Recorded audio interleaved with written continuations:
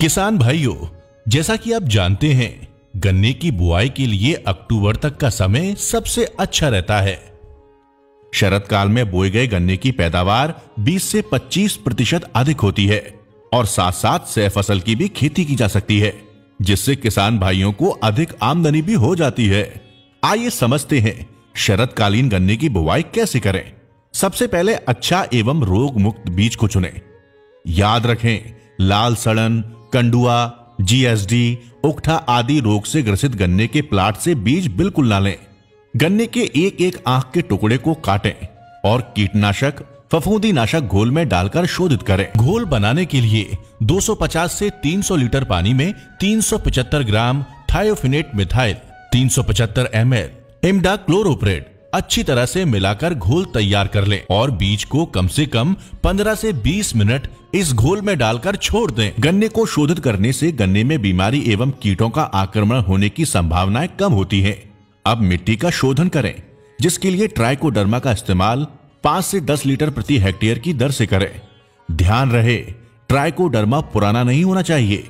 तैयार खेत में पूरब से पश्चिम 4 से 4.5 फीट पर ट्रेंच प्लांटर से नाली निकालें।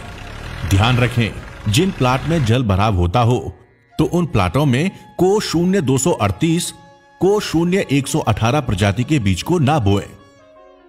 फिर एक आंख के शोधित गन्ने बीज के टुकड़ों को नाली में रखें। ध्यान रहे, 2 आंख के बीज कम से कम 1 फीट की दूरी होनी चाहिए और गन्ना बीज नालियों में डालने से पहले सड़ी हुई प्रेसमड अथवा देसी खाद में रासायनिक खाद को अच्छे से मिलाकर नाली में डाल दें।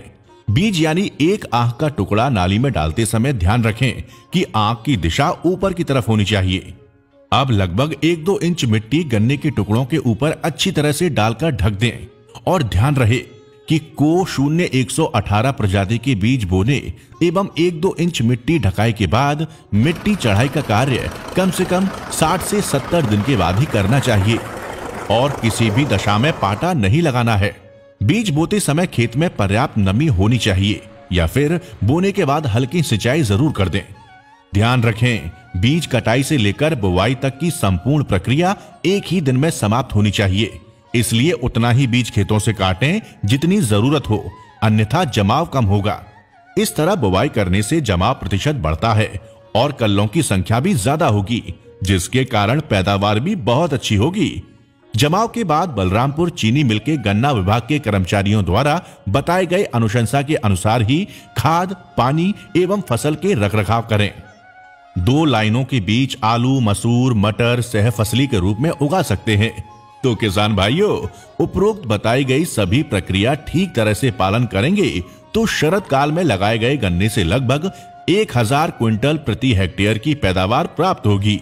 इसकी पेड़ी की फसल भी बहुत अच्छी होगी।